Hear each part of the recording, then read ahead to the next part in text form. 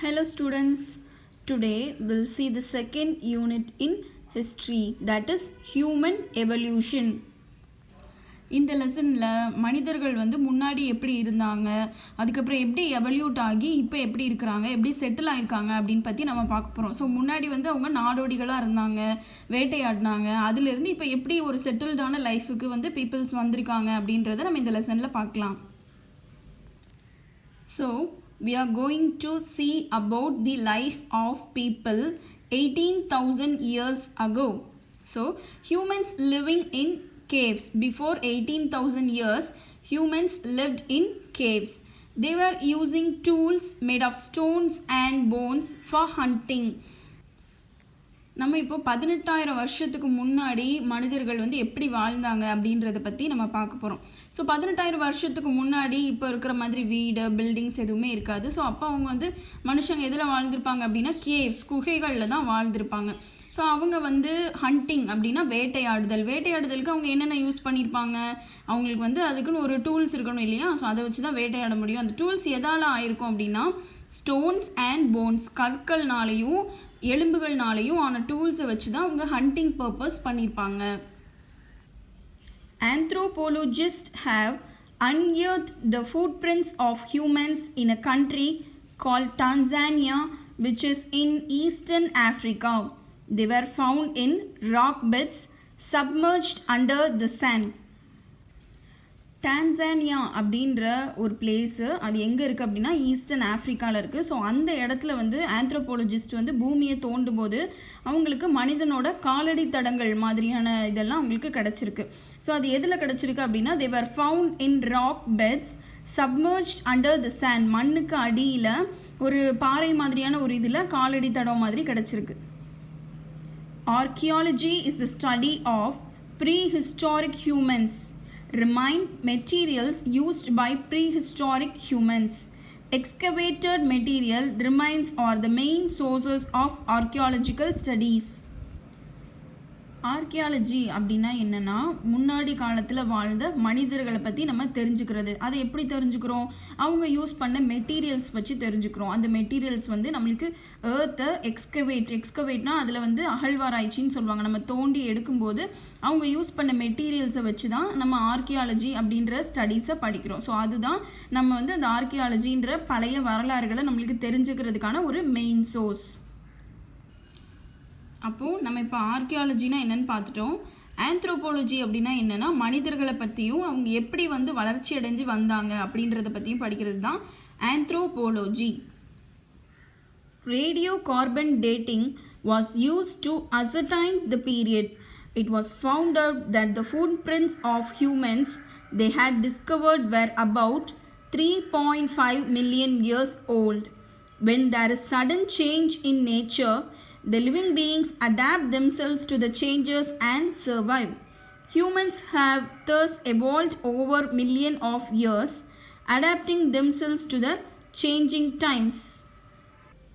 நம்ம பூமியிலேருந்து தோண்டி எடுக்கிற நம்மளுக்கு கிடைக்கிற அந்த மெட்டீரியல்ஸ் இருக்குல்ல, நம்ம ப்ரீ ஹிஸ்டாரிக் மென் பற்றி தெரிஞ்சுக்கிறதுக்காக எக்ஸ்கவேட் பண்ணி எடுக்கிறோம்ல, அந்த மெட்டீரியல்லாம் எந்த பீரியடில் உள்ளது, எந்த காலத்தில் உள்ளது, எந்த வருஷத்தில் உள்ளது அப்படின்னு நம்மளுக்கு தெரிஞ்சுக்கிறதுக்கு ஒரு மெத்தட் இருக்குது. அதுதான் ரேடியோ கார்பன் டேட்டிங். ஸோ அந்த மெத்தட் யூஸ் பண்ணி நம்மளுக்கு கிடைக்கிற அந்த ப்ராடக்ட்ஸ் எல்லாமே எப்போ உள்ள ப்ராடக்ட்ஸ் அப்படின்னு நம்ம தெரிஞ்சுக்கலாம். ஸோ நம்மளுக்கு தான்சானியாவில் ஒரு ஃபுட் பிரிண்ட்ஸ் கிடச்சிது அப்படின்னு பார்த்தோம் இல்லையா, அது 3.5 மில்லியன் இயர்ஸுக்கு முன்னாடி உள்ளது அப்படின்னு நம்மளுக்கு எப்படி தெரிஞ்சிச்சு, ரேடியோ கார்பன் டேட்டிங்குள்ளே நம்ம இது பண்ணனால தெரிஞ்சுக்கிச்சு. ஓகேயா. அதே மாதிரி நேச்சரில் இயற்கையில் ஏதாவது திடீர் மாற்றம் எதுவும் இருந்துச்சுனாலும் ஹியூமன் பீயிங்ஸ் என்ன பண்ணணும், அதை அடாப்ட் பண்ணி அந்த சேஞ்சஸ்க்கு தங்களை பழக்கப்படுத்தி அதுலேயும் அவங்க சர்வைவ் ஆகுறாங்க, அதுலேயும் அவங்க வாழணும். ஸோ இப்படி தான் பல வருஷமாக ஹியூமன்ஸ் அந்த எல்லா மாற்றங்களையும் பார்த்து அதுலேயும் அவங்க இவ்வளோ டெவலப் ஆகி வந்திருக்காங்க. Human evolution means the process through which the humankind changes and develops towards an advanced stage of life. So மனிதர்களோட வளர்ச்சி அப்படின்றது என்ன அப்படின்னா அவங்க எதை நோக்கி அவங்களோட சேஞ்சஸ் அப்படின்னா அவங்களோட மாற்றமும் அவங்களோட வளர்ச்சியும் இருக்குதோ அதை தான் அவங்களோட அட்வான்ஸ் ஸ்டேஜ் ஆஃப் லைஃப் அப்படின்னு சொல்கிறோம். அந்த அட்வான்ஸ் ஸ்டேஜ் ஆஃப் லைஃபுக்கு அவங்க ரீச் பண்ணுறது தான் human evolution. See how the modern human was evolved. Humans in erect position and walking on two legs happened much later. Changes in thumb so that they can hold things tightly. Development of brain. So மனிதர்கள் இப்போ இருக்கிற மனிதர்கள் வந்து எப்படி develop ஆகி வந்தாங்க அப்படின்னா, so first வந்து அவங்க எரெக்ட் பொசிஷன், அதாவது ஸ்ட்ரெயிட் பொசிஷனாக நிற்கணும், அண்ட் ஆல்சோ அவங்க 2 காலில் நடக்கணும். ஸோ இந்த விஷயம் வந்து ரொம்ப நாளுக்கு அப்புறம் தான் நடந்துச்சு, ரொம்ப லேட்டராக தான் நடந்துச்சு. அதுக்கப்புறம் அவங்களோட தம்ஸ், அவங்களோட இந்த பெருவிரலில் இருக்கிற ஏற்படுற மாற்றங்கள், ஸோ அதனால தான் அவங்களால ஒவ்வொரு பொருளையும் வந்து டைட்டாக பிடிக்க முடிஞ்சுது. ஸோ அதில் வந்து மாற்றம் இருக்கிறதுனால தான் அந்த விஷயம் நடந்தது. அப்புறம் தேர்ட் என்னது அப்படின்னா, development of human brain. Homo sapiens, who migrated out of Eastern Africa, settled in different parts of the world. Their lifestyle also evolved and they made it suitable to the environs in which they lived. So humans in different places adopted different forms of lifestyle based on the weather, climate and nature of the living place. Their physique and complexion also differed. This resulted in the formation of different races. Human procreation resulted in an increase in the population. So homo sapiens அப்படின்றவங்க வந்து eastern ஆஃப்ரிக்காவிலேருந்து மைக்ரேட்னா ஒரு இடத்துலேருந்து இன்னொரு இடத்துக்கு மாற்றி settle ஆவாங்க. அதுதான் மைக்ரேஷன்னு சொல்கிறோம். அங்கேருந்து வேர்ல்டோட எல்லா பார்ட்ஸுக்குமே வந்து மைக்ரேட் ஆகி செட்டில் ஆவாங்க. ஸோ அவங்க எங்கே செட்டில் ஆகுறாங்களோ அந்த பிளேஸோட என்விரான்மெண்ட், அங்கே இருக்க சுற்றுச்சூழலுக்கு தகுந்த மாதிரி அவங்களோட லைஃப் ஸ்டைலையும் அதுக்கு பழக்கப்படுத்திப்பாங்க. இப்படி தான் வந்து different forms of life style அப்படின்றது உருவாச்சு. இப்போ நம்ம இங்கே இருக்கிறோம், நம்மளுக்கு வந்து ஹீட்டோ இல்லை கோல்டோ, நம்ம வந்து நார்மலான ட்ரெஸ்ஸஸ் தான் யூஸ் பண்ணுறோம். டூ மச் ஆஃப் கோல்டு இருக்கும்போது தான் நம்ம கொஞ்சம் ஸ்வெட்டர் இல்லை அந்த மாதிரி ட்ரெஸ்ஸஸ் யூஸ் பண்ணுவோம். ஆனால் நார்த் சைடில் இருக்கிறவங்க அப்படி கிடையாது, கொடைக்கானலில் இருக்கவங்க அப்படி கிடையாது. ஸோ ஓவர் பனியாக இருக்கிற இடத்துல அவங்க அதுக்கு தகுந்த மாதிரி ட்ரெஸ் பண்ணிக்கணும். ஸோ அவங்களோட வெதர், கிளைமேட், நேச்சர் இதெல்லாம் பொறுத்து அவங்களோட லிவிங் ஸ்டைல் அப்படின்றது மாறும். இப்போ நம்மளோட லிவிங் ஸ்டைல் வேறு, அவங்களோட ஸ்டைல் வேறு. ஸோ இதை பொறுத்து அவங்களோட லைஃப் ஸ்டைல் மாறுது இல்லையா? ஸோ இப்படி தான் different forms of life style அப்படின்றது உருவாச்சு. ஸோ இதுக்கப்புறம் தான் வந்து ஹியூமனோட பாப்புலேஷனும் இன்க்ரீஸ் ஆக ஆரம்பிச்சுது. So now we are going to learn about a new topic, that is hunting and food gathering. Our ancestors led a nomadic life. They lived in groups in a cave or a mountain range. Each group consisted of 30 to 40 people. They keep on moving in search of food. They hunted pig, deer, bison, rhino, elephant and bear for food. They also ate the animals killed by the other wild animals like tiger. They learned the art of fishing. இப்போ நம்ம hunting and food gathering பற்றி பார்க்க போகிறோம். வேட்டையாடுதலும் அவங்க எப்படி சாப்பாடுக்கு என்ன பண்ணுறாங்க அப்படின்றத பற்றியும் நம்ம பார்க்க போகிறோம். ஸோ அவர் ஆன்செஸ்டர்ஸ்னால் நம்மளோட முன்னோர்கள். அவங்க வந்து ஒரு நாடோடி வாழ்க்கையை தான் வாழ்ந்தாங்க. நொமேடிக், நாடோடிகள்னால் ஒரு இடத்துல நிலையான லைஃப் அவங்களுக்கு இருக்காது, ஒரு பிளேஸ்லேருந்து இன்னொரு பிளேஸுக்கு போயிட்டே தான் இருப்பாங்க. ஸோ அவங்க எல்லாருமே எங்கே இருக்கிறாங்க அப்படின்னா குகை இல்லைன்னா ஒரு மலையடிவாரத்தில் கீழே தான் இருப்பாங்க. ஏன்னா நம்மள மாதிரி வீடெல்லாம் அவங்களுக்கு அப்புறம் இருக்காதுல்ல. அப்போ அவங்க ஒரு குகையிலையோ இல்லை ஒரு மலையடிவாரத்துலையோ இருப்பாங்க. எப்படின்னா ஒரு குரூப் ஆஃப் பீப்புளாக இருப்பாங்க. அந்த குரூப்பில் ஒரு 30 to 40 பேர் இருப்பாங்க. அவங்களாம் சேர்ந்து ஒரு இடத்துல இருப்பாங்க. அவங்களுக்கு சாப்பாடுக்கு அவங்க என்ன பண்ணணும், அவங்க வந்து அனிமல்ஸ் எல்லாத்தையும் வேட்டையாடி தான் அவங்க சாப்பிடணும். அப்படிங்கும்போது அவங்க வேறு வேறு பிளேஸுக்கு போய் வேறு ஏதாவது மிருகம் கிடைக்குதா அப்படின்னு தேடி போவாங்க. எதெல்லாம் அவங்க வந்து பன்றி, மான், அப்புறம் வந்து யானை, இது காண்டாமிருகம், அந்த மாதிரியான அனிமல்ஸ் எல்லாத்தையுமே அவங்க வேட்டையாடி சாப்பாடு சாப்பிடுவாங்க. இப்படி தான் அவங்களோட ஹண்டிங் அண்ட் ஃபுட் கேதரிங் இருந்துச்சு. They also ate the animals killed by other wild animals like tiger. They learnt the art of fishing. They collected honey from beehives, plucked fruits from the trees and dug out tubers from the grounds. They also collected grains from the forest. Once the food source got exhausted in one area, they moved to another place in search of food. They wore hides of animals and barks of trees and leaves for protecting their bodies during winter. So humans began hunting to satisfy their need for food.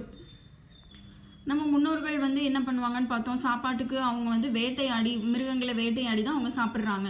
ரெண்டாவது விஷயம் இன்னொன்று என்ன பண்ணுவாங்க அப்படின்னா, அவங்க வந்து வேறு ஏதாவது மிருகங்கள் வேறு ஏதாவது காட்டு விலங்குகள் ஏதாவது வேட்டையாடி போட்டிருக்கும்ல, ஸோ அதையும் அவங்க வந்து ஃபுட்டாக சாப்பிடுவாங்க. இப்போ டைகர்லாம் வந்து டீர் வேட்டையாடும் இல்லையா, மான் வேட்டையாடும்ல, அதெல்லாமும் அவங்க ஃபுட்டாக சாப்பிடுவாங்க. அப்புறம் அவங்க மீன் பிடிக்கிறது அப்படின்றத அவங்க கற்றுக்க ஆரம்பித்தாங்க. தேன் கூட்டிலேருந்து தேன் எடுத்து சாப்பிட்றது, அப்புறம் மரத்துலேருந்து பழங்களை பறித்து சாப்பிட்றது, பூமிக்கு அடியிலேருந்து கிழங்குகள் டியூபர்ஸ்னால் கிழங்குகள் எடுத்து சாப்பிட்றது, இதெல்லாமும் அவங்களோட சாப்பாடு. ஏன்னா காட்டில் இதெல்லாம் தான் கிடைக்கும். ஸோ அதை அவங்க சாப்பிட்டு தான் அவங்க உயிர் வாழ முடியும். அப்புறம் வந்து ஃபாரஸ்ட்டில் கிடைக்கிற கிரெயின்ஸ் அந்த மாதிரி தானியங்கள் அதெல்லாம் சாப்பிட்டு தான் அவங்க உயிர் வாழ்கிறாங்க. இப்போ ஒரு இடத்துலேயே வந்து எப்பயுமே அவங்களுக்கு இந்த சாப்பாடெல்லாம் கிடைக்காது இல்லையா, அங்கே இருக்கிற அனிமல்ஸ் வந்து ஃபுல்லாக இதாக இருக்கும். ஸோ அங்கே இருக்கிற தேன் அங்கே இருக்க பழங்கள் எல்லாத்தையுமே அவங்க சாப்பிட்ருப்பாங்க. அப்போ அங்கே இருக்கிற ஃபுட் ரிசோர்ஸ் வந்து காலியாக இருக்கும். That got exhausted in one area. So அப்போ காலி ஆயிடுச்சுன்னா அவங்க என்ன பண்ணுவாங்க, வேறு பிளேஸ்க்கு மூவ் ஆகி போவாங்க, அவங்க சாப்பாடை தேடி வேறு பிளேஸுக்கு போவாங்க. அப்புறம் பழைய காலத்தில் இருக்கிற மக்கள் வந்து என்ன உடுத்திருந்தாங்க, இப்போ நம்ம ட்ரெஸ் போட்டிருக்கோம், அவங்களுக்கு அப்படி கிடையாது இல்லையா. அப்போ அவங்க என்ன பண்ணுவாங்க, அவங்க வேட்டையாடின மிருகங்களோட தோல் எடுத்து உடம்புல போத்திப்பாங்க, மரத்தில் இருக்கிற இலைகளெல்லாம் எடுத்து போத்திப்பாங்க. எதுக்கு, அவங்களுக்கு வின்டர் டைமில் குளிர்காலத்தில் அவங்க உடம்பு தாக்கு பிடிக்கணும் இல்லையா, ஸோ அதுக்காக போத்திப்பாங்க. So humans became hunting to satisfy their need for food. அவங்களோட உணவு தேவைகளை அவங்க பூர்த்தி பண்ணுறதுக்காக அவங்க வேட்டையாடுற பர்பஸை பண்ணிட்டு இருந்தாங்க. So these are the hunting methods of prehistoric people. They go as a group and they hunt the prey. So அவங்க ஒரு குரூப்பாக போய் அனிமல்ஸை வந்து ஹண்ட் பண்ணுறாங்க. ப்ரே அப்படின்னா இறை, அவங்களோட சாப்பாடு இறை. Okay. dig a pit and trap the animals and hunt. So they'll dig a pit in the sand and when the animals came, they'll trap the animals in the pit and they hunt the animals.